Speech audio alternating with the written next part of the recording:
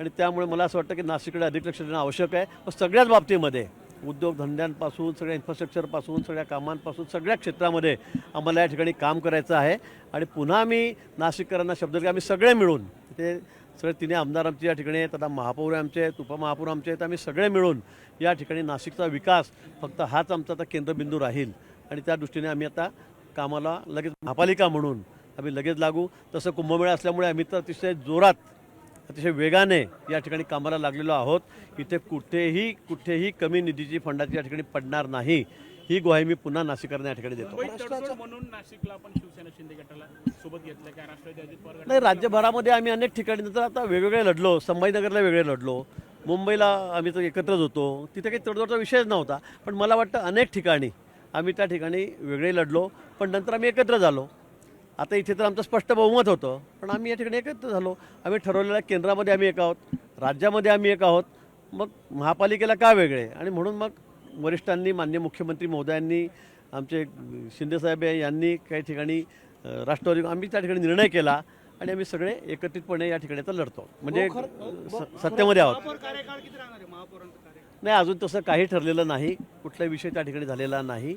पण निश्चित या संदर्भामध्ये सगळे वरिष्ठ निर्णय घेतील. पण आम्हाला अतिशय चांगलं काम करायचं आहे. आम्हाला कुंभमेळा असल्यामुळे खूप ते चॅलेंजिंग आहे, आव्हानात्मक आहे. त्यामुळे आम्हाला चांगलं काम करायचं आहे. खरं कालपर्यंत आमची बोलणी सुरू होती, पण शेवटच्या टप्प्यामध्ये रात्री सकाळी पहाटे उपमहापौरांचं नावही ठरलं. खरं म्हणजे आमचे मच्छिंद्र सानप यांचं नाव आम्ही जाहीर केलेलं होतं. आणि ऐन वेळेवर वरतून निरोपाला रात्रभर माझे सगळे 4 वाजेपर्यंत बोलणं सुरू होतं. पण नंतर असं ठरलं की विलासजींनाच त्या ठिकाणी उपमहापौर करायचं.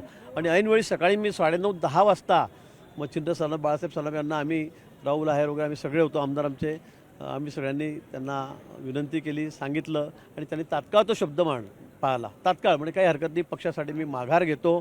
त्यांनी लगेच माघार घेतली. निश्चित पुढे भविष्यामध्ये त्यांचाही विचार चांगला केला जाईल.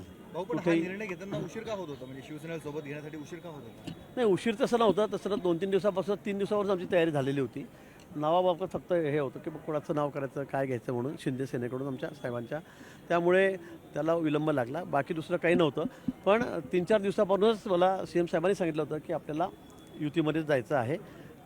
आणि म्हणून मग आम्ही तशीच तयारी केली. मधल्या काळामध्ये नाराजी नाट्य झालं, ह्या सगळ्यांच्या व्यतिरिक्त सुद्धा तुम्ही जवळपास नाशिकमध्येच होतात, बाकी महापालिकासोबत किती आव्हानात्मक होतं. 100च्या जवळपास तुम्हाला पोहोचायचं होतं, पण ही जागा एवढ्या येणं सुद्धा किती आव्हानात्मक होतं तुमच्यासाठी? नाही, आपण म्हणतात ते खरं आहे की खूप आव्हाने यावेळेला होतं. आपण सगळे बघितले कसे सगळे चक्र फिरत गेले, कसं सगळं तुम्ही दाखवत होता रोज. आणि खरं म्हणजे या बाबतीमध्ये खरं नाशिकची पण आणि खूप मोठी म्हणजे आम्हाला की फार ते बरंही वाटलं नाही, फार शोभेशीर नव्हतं. अशा काही गोष्टी निश्चित घडल्या, त्यामुळे आव्हानही खूप मोठं होतं. जेव्हा जळगावला तर मी 3च दिवस गेलो, धुळ्याला 3 दिवस गेलो, तिथे तर 100% निकाल लागलेला आहे. तिथली आम्हाला चिंता नव्हती. तिथले आमचे आमदार आहेत, सगळे सक्षम आहेत. तिथे राजू मामा भोळे होते आमचे, तिथे आमचे मंगेशदादा चव्हाण,